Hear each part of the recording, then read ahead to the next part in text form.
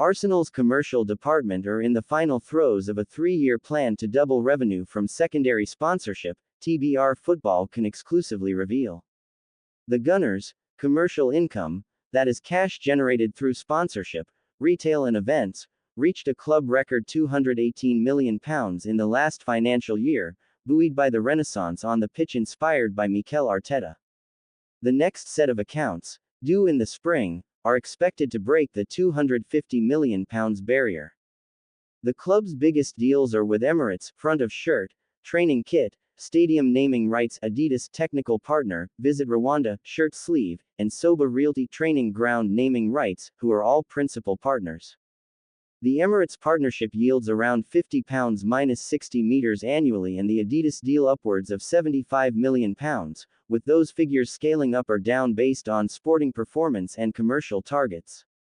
TBR Football is told that the deal with Visit Rwanda, which is up for renewal at the end of the season and subject to heavy scrutiny due to the East African nation's alleged arming of insurgents in the neighboring Democratic Republic of Congo, is worth £9 million annually, slightly less than the £10 million quoted in the press.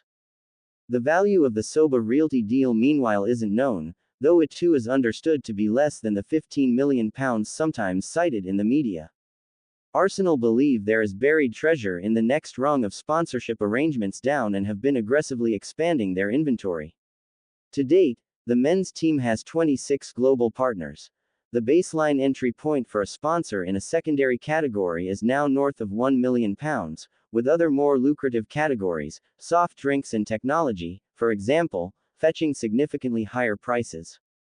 Football finance sources have informed TBR Football that Stan Kroenke and his enforcers in North London set Arsenal's commercial department a target to achieve a 100% increase in secondary sponsorship income by the end of the 2025-26 campaign.